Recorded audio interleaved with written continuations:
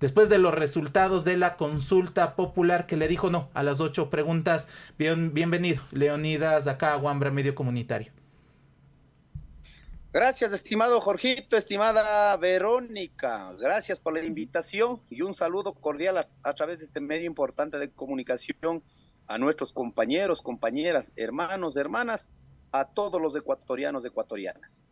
Muchísimas gracias a ustedes, Leonidas, justamente por aceptar esta entrevista. Y bueno, entremos ya en la materia.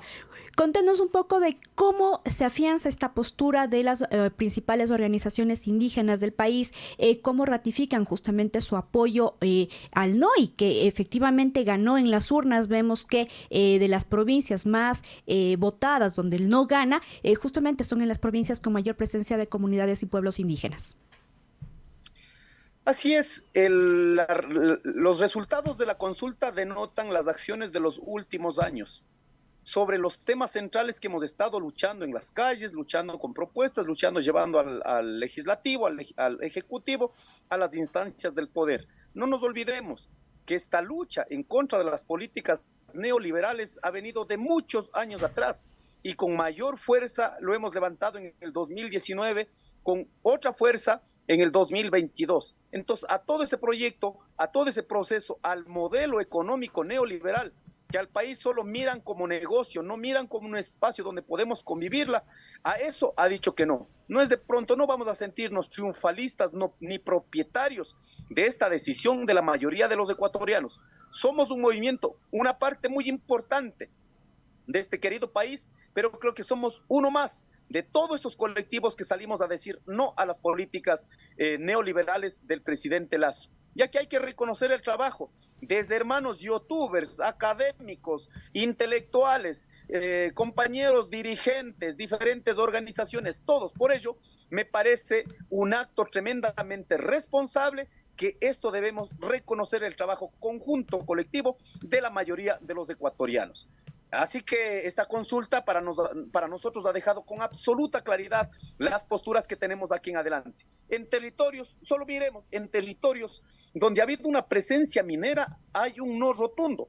Y eso significa que no caímos en la trampa en la pregunta número 7 y 8 que tenía que ver con el medio ambiente, cuando realmente intentaban tener 2 años para garantizar la impunidad y decidir en beneficio de las empresas transnacionales. La gente aquí dijo no a la minería, venga de cualquier tesis política que venga. Dijo aquí el pueblo ecuatoriano, este sistema democrático corrupto, corrompido y corruptor no puede seguir de esta manera. Deben los ecuatorianos, debemos tomarnos con toda la fuerza, de manera radical, cambiar esto que se ha vuelto normal, que ahora miramos, ¿no? Que hablan de 7 millones, de 5 millones, un milloncito de adelanto, cuando las familias más humildes no tenemos $1 para acceder a la alimentación. Más de 2 millones de familias en este país han comido una vez o pasando un día la alimentación. En esos escenarios, todo lo que corresponde a la administración pública, que hayan visto como botín los sectores estratégicos públicos, me parece que tenemos que rechazar, demandar cambios profundos en este sistema político estructurado. Ahora, el presidente de la República al día siguiente, el día lunes más específicamente, en cadena nacional, en su primer mensaje, luego de los resultados de la consulta popular, llama nuevamente a la unidad, a los movimientos políticos, las organizaciones sociales. Con ustedes se han mantenido aproximadamente en un año de diálogo, 3 meses en las mesas de diálogo, luego estos resultados que ustedes ya hicieron una previa evaluación de lo ejecutado, de lo resuelto de estas mesas de diálogo. ¿Cómo entender esta persistencia del presidente de la República de llamar a diálogos de un país, del gobierno del encuentro, pero que no obtiene resultados? Bueno, nosotros, antes de que llamara el presidente, o antes de que pronunciaran los diferentes sectores políticos, organizativos de este país, nosotros ya hemos dicho con absoluta claridad: el presidente de la República no tiene estabilidad emocional, el presidente de la República no tiene estabilidad en los criterios, el presidente de la República no tiene estabilidad en la conducción. ¿Usted cree que podemos creerla después de un año? Yo me acuerdo con absoluta claridad, el 13 de junio del año 2021 entregamos, 2021, entregamos, en este caso, cuando empezó el mandato, entregamos en La Tacunga con 5,000 personas las mismas demandas que en este momento seguimos insistiendo. Entonces, esto ya estaba avisorado por parte de nosotros. Los problemas estructurales de la sociedad, ¿cómo podemos aliviar en algunos temas centrales? Como el tema de los subsidios, el tema del alivio financiero, el problema del control de precios o especulación de precios, fomento productivo, el tema de la minería como un problema estructural en la economía ecuatoriana para nosotros, porque los otros dicen que es tremendamente positivo. Hemos dicho el tema de educación, el tema de salud, el tema de la inseguridad. No ha sido ahora. Entonces, luego de eso, vamos a 2 mesas de diálogo de frente. Luego 18 días de movilización, jamás apareció el presidente de la República. Luego 3 meses, que nunca apareció el presidente de la República. Como un acto de burla, lanzó incluso un libro. ¿Quién lanzó el libro? Lanza el presidente de la República, que estaba ausente en todo ese proceso. Y luego de aquello, en lugar de cumplir lo que ya venimos manifestando durante 2 años, desde una postura democrática, ahí hemos tenido nuestros críticos del movimiento indígena, perdón, ando con un perrito acá. En este caso, que han acusado al movimiento indígena que somos antidemocráticos y toda la situación, hemos indicado, vea, por favor, más de 1 año en este proceso, y resulta que en lugar de cumplir por esa vía democrática que fue establecida, los mecanismos, resulta que manda todo al tacho de basura y sale con la consulta popular para tener oxígeno. Y resulta que en la consulta, los que hemos venido insistiendo, antes que se dieron todas las masacres en las cárceles, venimos insistiendo, hay que acabar con el caldo de cultivo donde están siendo reclutados nuestros jóvenes. Resulta que ahora somos los que estábamos en contra de la consulta, los narcotraficantes, los colaboradores de la narcopolítica, etcétera, etcétera, etcétera. Con total racismo, discriminación, que incluso tenía bases fascistas, que algunos sectores lo actúan de esa manera y que ha colaborado la vocería del presidente de la República, así lo cierra las elecciones del 5 de febrero. Y uno dice, oiga, pero ¿cómo puede ser tan cínico? De noche a la mañana cambia de temperamento. Ahora sí está de a buenas y llama a la unidad nacional. ¿Usted cree que es posible creer en ese desequilibrio de la forma de gobernar? Simplemente no es posible.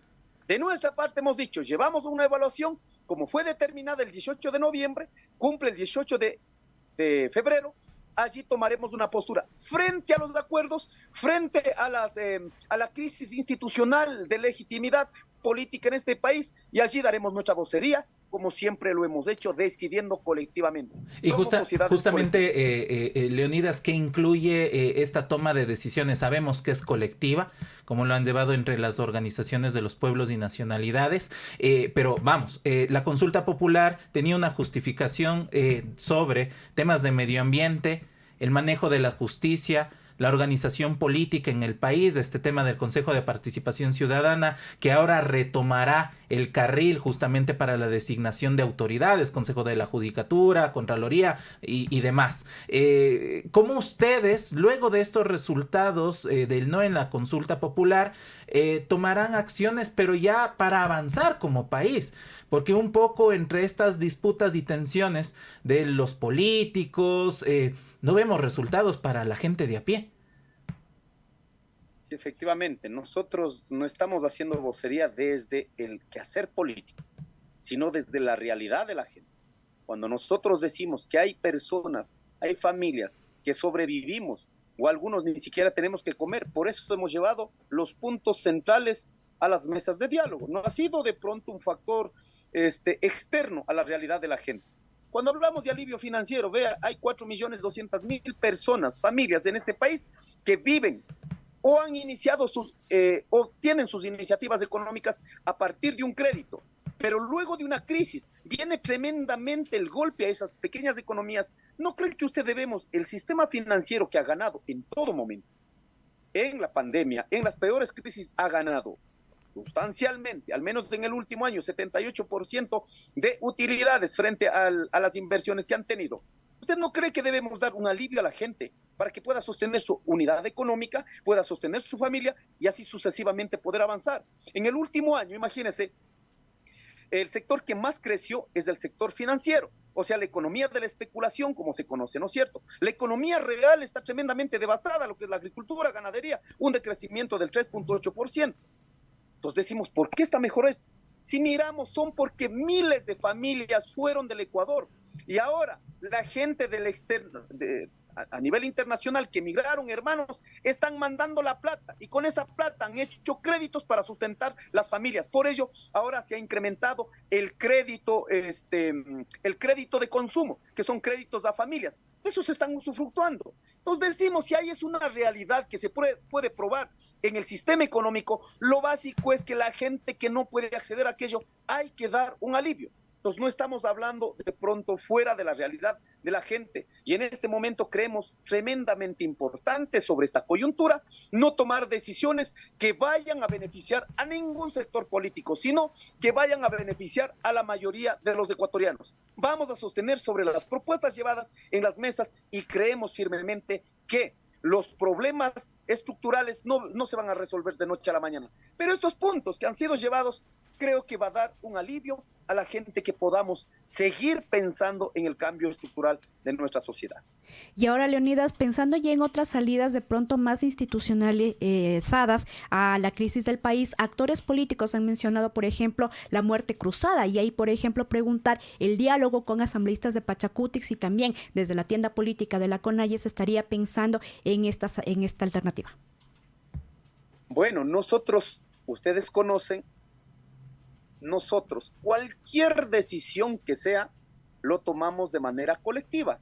Por ello ha merecido mi criterio en esta coyuntura, luego de la asamblea, luego que hay un sentimiento de triunfalismo en algunos sectores, pero que no se preocupan, el ausentismo, el nulo y la votación en blanco superan sobre los 4 millones de votantes. Entonces hay una población que no cree en este sistema.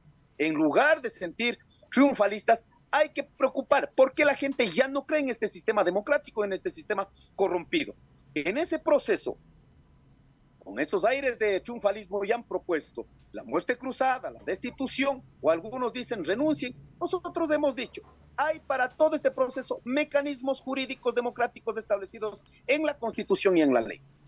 La renuncia, la muerte cruzada, la revocatoria. Ahora, sobre el primero, de verdad, si tuvieran dignidad, hay un grupo de asambleístas que desde adentro de la institución han acabado calcomiendo, donde dicen que la asamblea ya no sirve para nada, pero fueron los que fueron los sectores políticos que encabezaron por el sí, para que esa asamblea que no sirve para nada, que ellos mismos han acabado, dicen que ellos tienen que decidir sobre las autoridades de control. Ahí no se les entiende. Por lo menos pongan de acuerdo en los criterios que están emitiendo. Ahora, esa gente que está dentro de la asamblea diciendo que no sirve, por dignidad, deberían haber renunciado ya, porque prácticamente no están haciendo daño solo al número de asambleístas que están en esta tesis. Están haciendo daño y han hecho tremendamente daño al primer poder del Estado, que se supone que tiene que fiscalizar, legislar a todo el sistema, en este caso administrativo de este país, desde el Ejecutivo, a la misma Asamblea, al sistema judicial, Consejo Nacional Electoral, Consejo de Participación Ciudadana. Entonces, si es que desde adentro están haciendo como una primera norma, si tuvieran dignidad, renunciarían y dejarían un espacio para los alternos, a ver si es que pueden volver a posesionar que esa asamblea sirve para algo. El segundo mecanismo, que para un sector ya ha tomado esa decisión de exigir que vayan a muerte cruzada, uno pregunta, ¿quién va a cerrar a quién? El presidente de la República con menos del 10%, frente a una asamblea con menos del 6%, sin la participación de la ciudadanía. Lo único que va a quedar en evidencia es que es una actitud, es una acción tremendamente ilegítima. Entonces, unos contra otros, deslegitimados, no sé cuánto va a salir. El otro, sobre el tema de la destitución, un mecanismo jurídico a través del juicio político, esta ficha ya quemaron. En este caso, en el momento más álgido del país, cuando se estaba dando la movilización. No sé si ahora ya se han arrepentido algunos sectores que dicen, luego de este tiempo, cuando nosotros ya habíamos dicho que no, da más la conducción de este gobierno, en ese sentido, se hicieron a un lado. Ahora no sé si ya se han arrepentido, ya quieren ir por esa tesis. Entonces, en ese sentido, para cualquier acción jurídica debe haber legitimidad. Nosotros, frente a la crisis, frente a todo lo que está pasando en el país, frente al incumplimiento de los acuerdos, en Consejo Ampliado de la CONAIE, a partir del 18 de febrero, tomaremos una postura y daremos a conocer con nuestra legitimidad que hemos logrado alcanzar en justamente, y hay como esas vías institucionales que marca la Constitución, y hay una adicional que a veces se critica, pero que se encuentra presente, que es el derecho a la resistencia. Preguntarle directamente cómo mira las condiciones políticas, sociales, para movilizaciones, para acciones de exigencia más justamente desde las organizaciones y las comunidades. Sí, a los ecuatorianos, hay que decir, a los hermanos ecuatorianos, ecuatorianas, de todos los sectores, clase alta, media, baja, los pobres. Aquí no hay que tener miedo a las movilizaciones. Gracias a las movilizaciones, gracias a las luchas, por lo menos se ha avanzado hasta este estadio de la sociedad. ¿Ya? Por lo que, con la lucha incansable que ha tenido el movimiento indígena y otros sectores populares, se logró en el artículo 98. Nuestras movilizaciones, nuestras luchas están totalmente legales. El derecho a la resistencia. Dice con absoluta claridad la Constitución, si nosotros sentimos agredidos por una decisión de cualquier instancia del Estado, si sentimos que están siendo vulnerados nuestros derechos, tenemos derecho a esa resistencia. Que ahora esas luchas que hemos llevado a las calles, que planificadamente, estratégicamente, hayan infiltrado para dañar las movilizaciones y decir, bueno, aquí el movimiento indígena es del vandalista, Leonidas dice es del terrorista. ¿Para qué? Para construir estigma, para construir, en este caso, delitos criminales, criminalizar la lucha y encarcelar a los dirigentes. Nosotros hemos salido porque la mayoría de los ecuatorianos sentimos en una situación tremendamente agredida en el sistema económico, en el tema de derechos, en todo estos temas. Por lo tanto, es también un derecho, analizaremos esta postura en la asamblea de la CONAIE y allí definiremos. En este momento yo no puedo exteriorizar de pronto un pensamiento que puede ser mía y que puede no ser acogida en las bases del movimiento indígena. Por ello tendremos que discutir. Somos sociedades colectivas, somos comunidades colectivas que allí, sentando con horas de discusión, tomamos decisiones, en este caso, que beneficien a la mayoría de los ecuatorianos. Ahora, Leonidas, volviendo a analizar los resultados electorales del día domingo, tenemos que por un lado Pachacutic llega a un buen número de alcaldías, prefecturas, y por otro lado también la Revolución Ciudadana. Y ahí también un poco la pregunta es cómo las protestas, por ejemplo, tanto de octubre del 19 como de junio del año pasado, beneficiaron a ambas tiendas políticas. Bueno, la lucha social, la lucha en las calles, los primeros actores hemos sido nosotros. ¿Sabe por qué no tenemos más prefectos, más alcaldes? Por una actitud tremendamente contraria en la Asamblea Nacional de nuestros representantes. Si hubiéramos tenido una actitud de nuestros asambleístas adentro, seguramente la disputa con otros partidos o movimientos políticos era mucho más fuerte. ¿Usted cree? Yo he recorrido 18 provincias del país, mirando el sentimiento de la gente. ¿Qué me decían? Ustedes quieren que vote. El único, en este caso, el único que se jugó en el 2019, desde adentro, desde el Estado, desde una institución del Estado, el señor Carrión. Y resulta que delegados del movimiento, que estábamos en las calles, perdimos 11 hermanos, asambleístas del movimiento Pachacuti votando en contra. ¿Usted cree que va a creer en eso? Realmente, ¿por qué hemos sacado ahora? Porque hay un trabajo en el territorio, reconocer el trabajo en la costa, en la Amazonía, en la sierra y en la región insular, pero sobre todo hay una referencia de lucha en la gente, pero han dañado las decisiones de algunos asambleístas que han ido en contra de las luchas populares, pero en cambio lo que ha hecho desde el correísmo es aprovechar de esas luchas y tener coherencia con esas posturas que estaba de manera general, pues. Por eso hay un incremento. Si aquí yo nomás tengo anotado 16 actuaciones. Eso es lo que ha hecho tener, en este caso, una reacción negativa en el electorado. Así que hay una corresponsabilidad, incluso para que nosotros hubiéramos tenido con mayor fuerza, es la corresponsabilidad y una acción tremendamente irresponsable de nuestros representantes dentro de la Asamblea Nacional. Ahora debemos analizar también tres factores aquí. Uno, yo creo que han incrementado levemente algunos movimientos o partidos políticos. ¿Pero por qué? No es porque han incrementado por el proyecto político que sostienen, no, sino porque hay una degradación en la derecha. O sea, hay una decepción en las políticas neoliberales, una decepción en los representantes que dicen que esa es la vía. Por eso hay un deterioro de la derecha y de pronto hay un crecimiento leve en ese sector. Por lo tanto, también han mantenido los números, en muchas provincias han mantenido los números, y lo que tiene que preocuparse, el tercer factor, es el ausentismo. Más de 4 millones de ecuatorianos que dicen no creemos en nada de aquello. Entonces el sistema democrático, si es que hay un número importante que no creen en este sistema democrático, pero que van a decidir, así tengas el 10, el 15, el 20%, acabarán decidiendo los que van a consignar la votación. Por ello me parece importante invitar a los jóvenes que están cansados y muchas veces hasta asqueados de este sistema político. Hay que resignificar la política, hay que dignificar la política y hay que decidir dentro de la política. Pero porque Leonidas, si no hacemos aquello, así no hagamos, simplemente van a seguir decidiendo sobre nuestras vidas. Pero ¿para cuándo la depuración de Pachacutic? Puesto que se menciona que varios asambleístas tienen una política contraria a lo que es la CONAIE, pero por ejemplo, se apoyó en las actuales elecciones la candidatura de Yunda, por ejemplo, un personaje bastante cuestionado, y por otro lado tenemos en provincias que han sido referentes de la CONAIE, de la Pachacutic, como Chimborazo, donde algunos personajes más bien no estuvieron auspiciados por Pachacutic. A ver, este es un tema que vamos a discutir en el Congreso de Pachacutic. Yo no me voy a ir a ningún partido, voy a ser tremendamente duro, voy a ser crítico con las actuaciones que muchas veces pueden golpearnos entre nosotros mismos, pero casa adentro. Jamás vamos a salir del movimiento para insultar y luego acaban haciendo campaña por otros partidos políticos y merman la posibilidad que el movimiento Pachacutic, que siempre ha luchado en las calles con ideas en todo sentido, acabemos teniendo menos presencia en el sistema político de este país. Hay actores de esa categoría. Son parte de Pachacutic cuando les conviene. Salen del Pachacutic y están trabajando por otros movimientos. Y seguramente con otros intereses, que no es la unidad, que no es la lucha.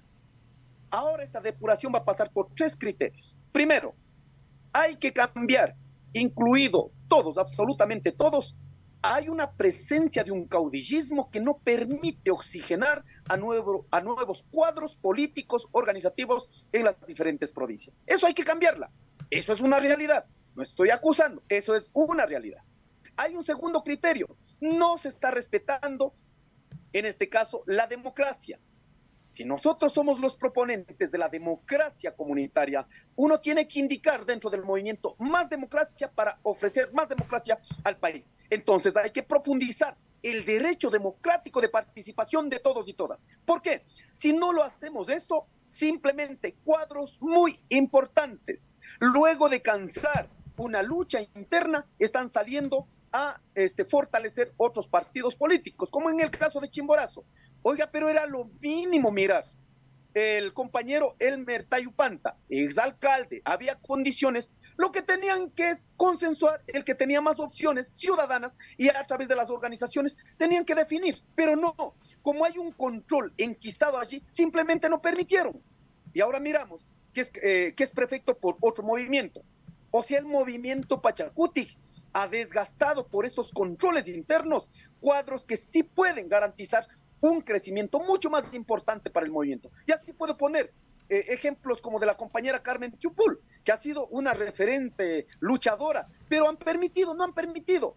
Eso hay que cambiarla. No estoy acusando a nadie, pero esa normativa, esos procedimientos, hay que cambiarla adentro. Invito a los compañeros que por estos factores han ido a otros movimientos.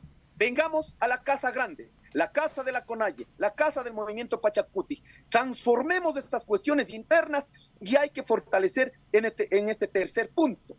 El movimiento Pachacutic y el movimiento indígena no ha pensado solo para los indígenas. El movimiento Pachacutic no es solo de los indígenas. Entonces hay que aperturar desde este fortalecimiento de la democracia interna, desde ir cambiando este caudillismo, llamémosle así en resumen, ¿no es cierto? ¿Para qué? Para apuntalar en esta presencia en esta presencia plurinacional que están los blancos, mestizos, cholos, montubios, afros, indígenas, pero en un proyecto político. Si no la tenemos aquello, simplemente quedaremos como cualquier partido, movimiento político que no serán alternativa de transformación en este país.